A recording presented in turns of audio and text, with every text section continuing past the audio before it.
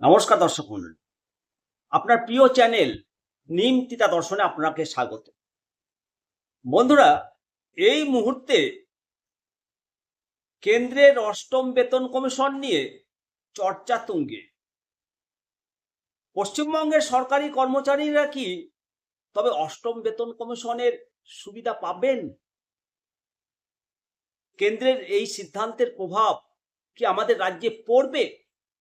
আজকের এই প্রতিবেদনে এই জটিল বিষয়টি সহজ করে আপনাদের সামনে তুলে ধরব, সঙ্গে শিবরাম। দেখুন বন্ধুরা, অষ্টম কেন্দ্রীয় বেতন কমিশনের গঠন প্রক্রিয়া শুরু হয়েছে। মন্ত্রণালয়গুলি থেকে তথ্য সংগ্রহের কাজ চলছে, যা জুলাই মাসের শেষ পর্যন্ত চলবে। তবে মনে রাখা প্রয়োজন যে কেন্দ্রীয় বেতন কমিশনের সুপারিশগুলো সরাসরি কেন্দ্র সরকারি কর্মচারীদের জন্য, রাজ্যের জন্য এটি সরাসরি কার্যকর হয় না। এখন প্রশ্ন হলো, রাজ্যের কি হবে? রাজ্যে সপ্তম পে কমিশন ঘোষণা করেছে, বিজ্ঞপ্তি লাগু হয়নি।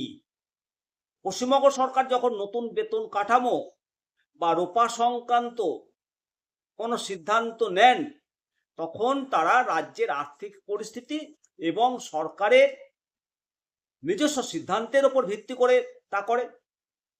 কেন্দ্রীয় সরকার বেতন বাড়ালেই যে রাজ্যকে সাথে সাথেই তা করতে হবে এমন কোনো বাধ্যবাধকতা কিন্তু নেই, এটা মাথায় রাখতে হবে। তবে কেন্দ্র নতুন বেতন কমিশন কার্যকর করলে রাজ্য সরকারি কর্মীদের মধ্যে স্বভাবতই নতুন বেতন কাঠামোর আশা বাড়ে। তো যদি কেন্দ্র অষ্টম বেতন কমিশন কার্যকর করে, তা পরোক্ষভাবে রাজ্যের ওপর একটা নৈতিক চাপ সৃষ্টি হয়। রাজ্য সরকার যদি নিজস্ব পে কমিশন গঠন করে, তবেই পশ্চিমবঙ্গের কর্মীরা নতুন পে ম্যাট্রিক্সে মূল বেতন এবং ভাতা বৃদ্ধির সুবিধাটা পেতে পারেন। অনেকে ডিএর দাবি নিয়ে সরব হয়ে আছেন। অন্যদিকে নতুন বেতন কাঠামোর জন্য কর্মচারীদের প্রতীক্ষা দীর্ঘায়িত হচ্ছে। তো বন্ধুরা, ইন্টারনেটে, ফেসবুকে, ইউটিউবে এখন প্রচুর স্যালারি ক্যালকুলেটর চার্ট ঘুরছে, যেখানে বলা হচ্ছে basic pay, minimum basic pay 46,000 টাকার বেশি হয়ে যাবে। আমি আপনাদের বলবো যে সমস্ত হিসেবই কাল্পনিক। সরকার যতক্ষণ না আনুষ্ঠানিকভাবে ফিটমেন্ট ফ্যাক্টর বা পে ম্যাট্রিক্স ঘোষণা করছে, ততক্ষণ এই সংখ্যাগুলোর কোনো ভিত্তি নেই। কোনো গুজবে কান দেবেন না। তাহলে সার কথা কি?